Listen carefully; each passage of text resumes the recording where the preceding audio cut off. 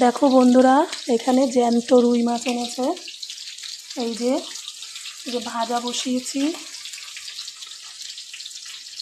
এটা এই ফুলকপিটা দেখো ভাপ দিয়ে রেখেছি। এটা অকালের কপি তো, তাই একটু ভাপ দিয়ে নিয়েছি। তো ফুলকপি দিয়ে এই যে আলু দিয়ে এই রুই মাছের ঝোল হবে।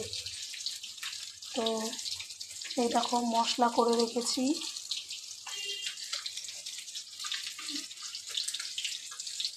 আর এখানে দেখো সরু সরু করে কাঁচা আম কেটে রেখেছি, চাটনি হবে। আর এখানে দেখো এই বিলাতি আমড়া আছে, সে বিলাতি আমড়া দিয়ে পাতলা করে মুসুর ডাল করেছি। এই যে আমড়া দিয়ে ডাল, টক ডাল। Incoming call. দেখো বন্ধুরা, মাছ প্রায় ভাজা হয়ে গেছে। আর মাছের মাথা দুটো ভাজা হচ্ছে। এই যে আর এই ওভেনে কপিটাকে ভাজা করছি। দেখো কিছুটা কপি ভাজা হয়ে গেছে, আর কিছুটা ভাজা হচ্ছে। এই যে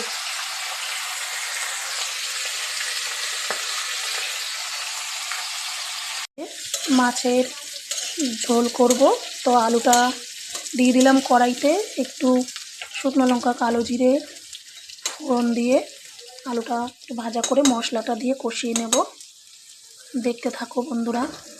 আর এখানে দেখো মাছগুলো সব ভাজা হয়ে গেছে। আমি না ওই গরম তেলে তেজপাতাটাকে ভেজে তুলে রাখি পরে, কারণ কি ওই মশলা কষানোর সময় নাহলে প্রচণ্ড গায়ে ছেটে, তেজপাতার মধ্যে মশলাটা লেগে গায়ে ছিটে আসে। পরে ঝোলটা যখন ফুটে ওঠে তখন মাছ আর তেজপাতাটা একসাথেই ঝোলের মধ্যে দিয়ে দিই।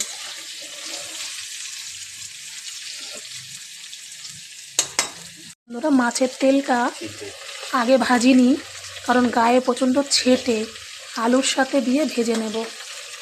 দিয়ে দিলাম টমেটো, দিয়ে দিলাম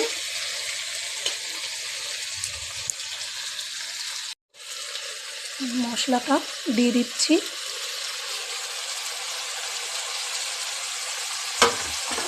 এখানে হচ্ছে আদা, জিরে আর একটু ধনে আর শুকনো লঙ্কা বাটা একসাথে মশলা করে রেখেছি। আর এখানে একটু হলুদ দিয়ে দিচ্ছি, পরিমাণ মতো হলুদ দিয়ে দিলাম। আর মশলাতে তো বললাম আদা, জিরে, ধনে, শুকনো লঙ্কা বাটা দিচ্ছি। আর নুন পরিমাণ মতো, স্বাদ মতো নুন দিয়ে দিলাম। আলুটা ভাজার সময় একটু নুন দিয়েছিলাম, আর এই মশলা কষানোর সময় একটু নুন দিয়ে এবার ভালো করে মশলাটাকে কষিয়ে নিয়ে তারপরে জল দিয়ে দেবো।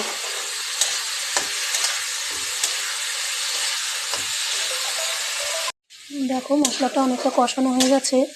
আর তোমাদের একটা কথা বলিনি বন্ধুরা, আমি না সব গোটা মশলা রান্না করি, কোনো গুঁড়ো মশলা ইউজ করি না। সমস্ত গোটা মশলা মিক্সিতে বেটে তারপরে রান্না করি, কারণ গোটা মশলায় রান্নায় স্বাদটা ভালো হয়। আর হয়তো ওই মাটন ফাটন যখন করি অনেকটা বেশি রান্না থাকলে তখন হয়তো একটু গুঁড়ো মশলা ইউজ করি, নাহলে আমি সব সময় রান্নার ক্ষেত্রে এই বাটা মশলা, গোটা মশলাটাই ইউজ করি। দেখো জল দিয়ে দিলাম মশলাটা। তোমাদের সাথে কথা বলতে বলতে মাছের মশলাটাও কষানো হয়ে গেল। জল আর একটু দেব, একটু সামান্য চিনি দিয়ে দিলাম,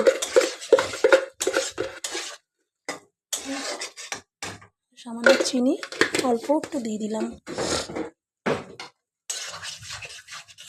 গরম জল দেব, আমি না গরম জল দিই রান্নায়, তাতে রান্নাটা ভালো স্বাদ হয় আর কি। কাঁচা জলটা আমি ঠিক দিই না।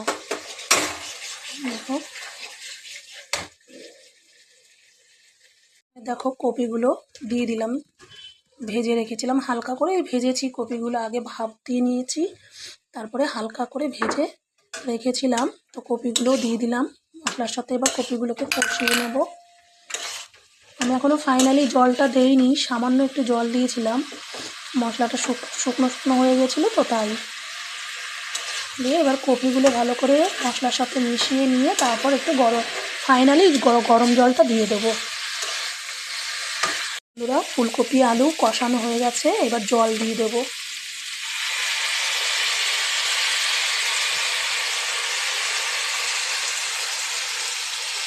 গরম জল দিয়ে দিলাম, একটু পাতলা ঝোল ঝোল মতন করব,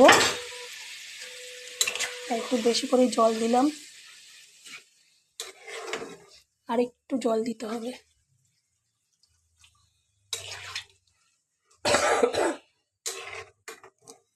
দেখো কি সুন্দর কালারটা এসেছে তরকারির, পুরো লাল লাল ঝাল ঝাল ঝোল।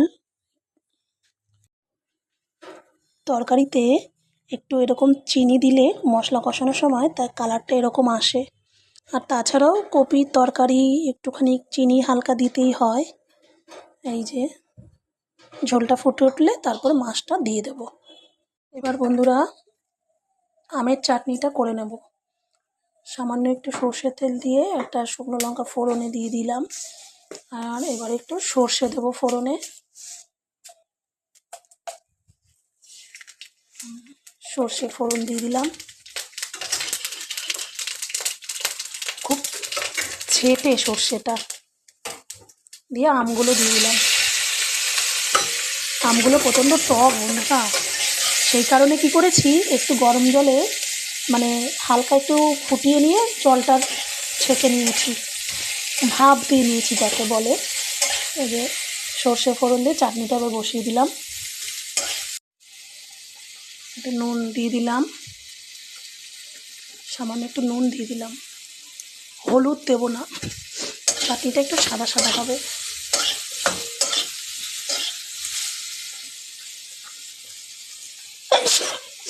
এদিকে দেখো বন্ধুরা মাছের ঝোলটাও ফুটে উঠেছে, এইবারে মাছগুলো দিয়ে দেবো সব। ঝোলটা দেখো,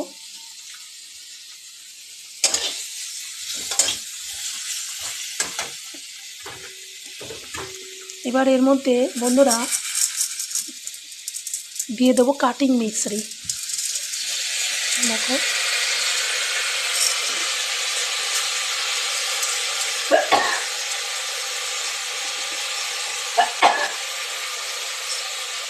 কাটিং মিশ্রি দিয়ে চাটনিটা করব।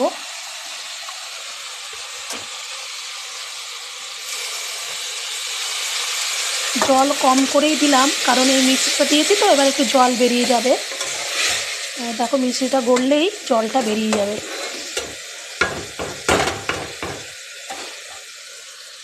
এবারে দেখো মাছগুলো দিয়ে দেবো।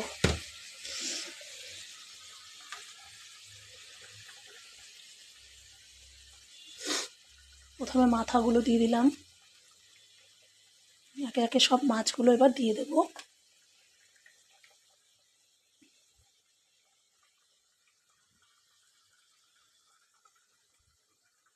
এটার মধ্যে আর একটু জল দিয়ে দেবো, ঝোল ঝোল হবে।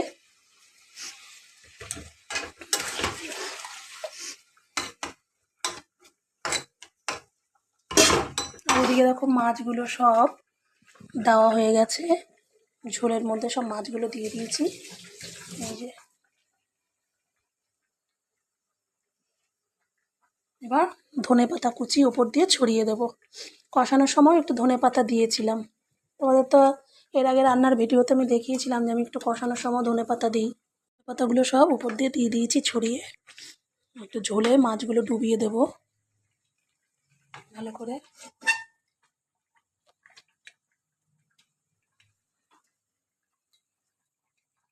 তো বন্ধুরা আমার চাটনিটা হয়ে গেছে, নামিয়ে নিয়েছি। এবারে ওপর দিয়ে একটু মৌরির গুঁড়ো ছড়িয়ে দেবো, একটু ভাজা মৌরি গুঁড়ো করে রেখেছি ভেজে নিয়ে, তো মৌরির গুঁড়ো একটু উপর দিয়ে ছড়িয়ে দিলাম।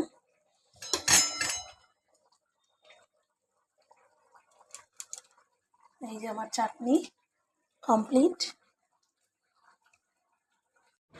বন্ধুরা দেখো আমার মাছের ঝোল রান্না কমপ্লিট, এবার নামিয়ে নিয়েছি।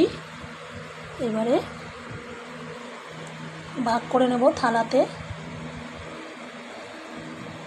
পাত্রতে ভাগ করে রেখে দেবো দুভাগে।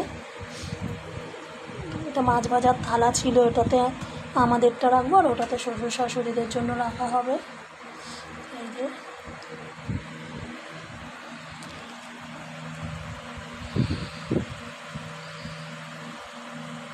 বন্ধুরা দেখো, সব রাখা হয়ে গেছে আমার, রান্না বান্না সব কিছুই না, টক ডাল আর মাছ, ফুলকপি আলু দিয়ে মাছের ঝোল আর চাটনি এই করেছি।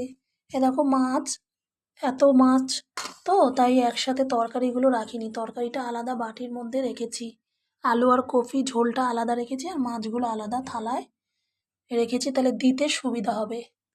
আর এটা তো শ্বশুর শাশুড়িদের সম্পূর্ণ আলাদাভাবে তুলে রেখেছি। আর এখানে ডাল দুভাগে রাখা, আর এখানে এই যে চাটনি। তো বন্ধুরা এই হচ্ছে আজকে আমার দুপুরের মেনু, একবারেই তোমাদের দেখিয়ে দিলাম। কেমন হয়েছে আমার ভিডিওটি সবাই কমেন্টে জানিও, আর তোমরাও কে কী করেছো জানিও, রান্নাগুলো কেমন হয়েছে অবশ্যই অবশ্যই জানিও বন্ধুরা। তো রাখছি, চলো টাটা, শুভ দুপুর, সবাই ভালো থেকো।